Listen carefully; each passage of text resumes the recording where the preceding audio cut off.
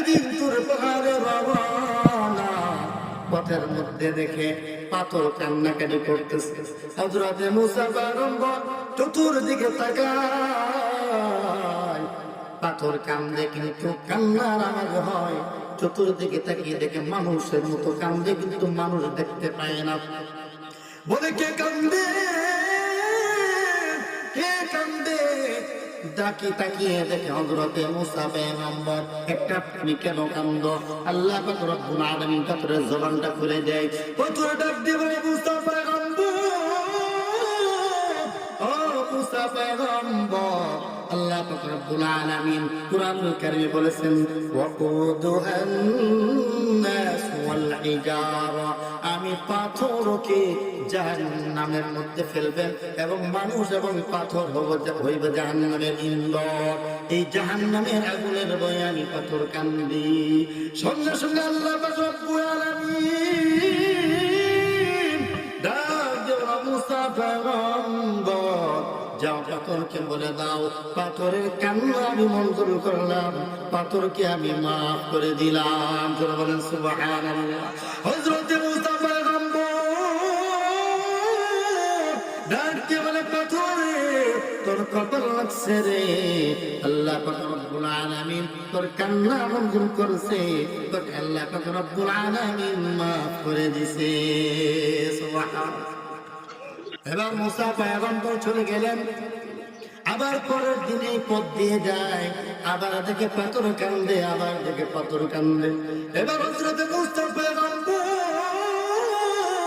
ডাক দিয়ে বলে, পাথর আবার কেন কান্দো? আল্লাহ পাক রব্বুল আলামিন তোমাকে তো মাফ করে দিছে, আবার কেন তুমি কান্দো?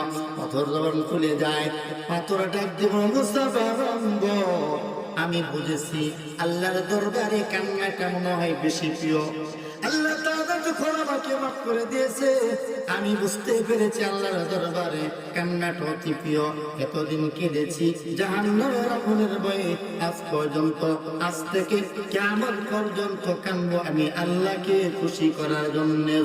সুবহানাল্লাহ। একটা পাথর জাহান্নামের ভয়ে যদি কাঁদতে পারে, আমরা মানুষ হয়ে একটু চোখের পানি ফেলতে পারি না, কারণ ওই জাহান্নামের আগুন এত ভয়ানক, এত ভয়ানক। আল্লাহ রাব্বুল আলামিন ওই জাহান্নামের আগুনটাকে একদিন নয়, 2 দিন নয়, ফেরেশতাদেরকে দিয়ে 1000 বছর পর্যন্ত জাহান্নামের আগুনটাকে জ্বালাইলেন। এবার লাল বর্ণের হয়ে যায়। আবার ফেরেশতাদেরকে ডেকে বলে, ও ফেরেশতার দল, আবারও 1000 বছর পর্যন্ত জাহান্নামের আগুনটাকে জ্বালাও।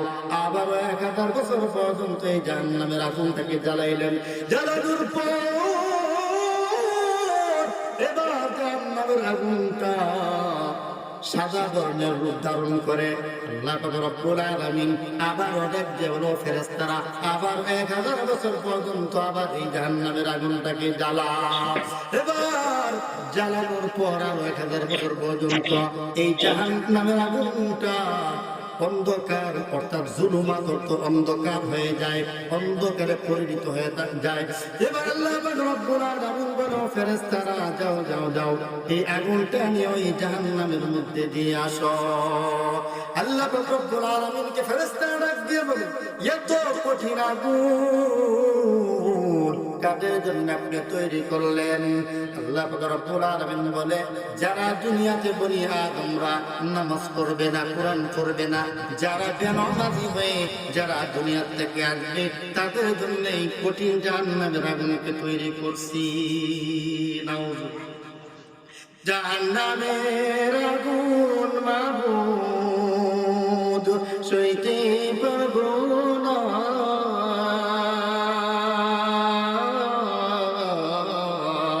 দুনিয়াতে নৌকা দাইয়া আখেরে কাদাইও না, দুনিয়াতে নৌকা দাইয়া মিজান কাদাইও না।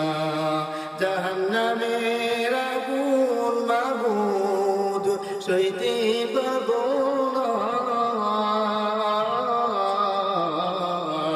দুনিয়াতে নৌকা দাইয়া আখেরে কাদাইও না, দুনিয়াতে নৌকা দাইয়া মিজানে কাদাইও না। আজরাইল যেদিন ধরা দিবে কোনো জোর না চলিবে, আজরাইল যেদিন ধরা দিবে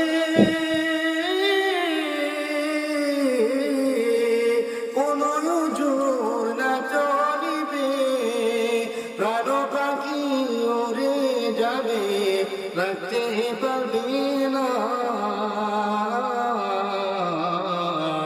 দুনিয়াতে নৌকা দাইয়া আখেরে কাদাইও না, দুনিয়াতে নৌকা দাইয়া মিজানে কাদাইও না। ওই জাহান্নামের আগুন এত ভয়ানক হবে যখন মানুষদেরকে জাহান্নামের মধ্যে ফেলবেন। আল্লাহ পাক রব্বুল আলামিন হযরত জিবরাইল আলাইহিস সালাতু ওয়াস সালামকে ডাক দিয়ে বলবেন, যেই সমস্ত বান্দারা জাহান্নামের মধ্যে আছে তোমরা গিয়ে দেখে আসো, যাও যাও যাও। তখন হযরত জিবরাইল আলাইহিস সালাতু ওয়াস সালাম ওই জাহান্নামের মধ্যে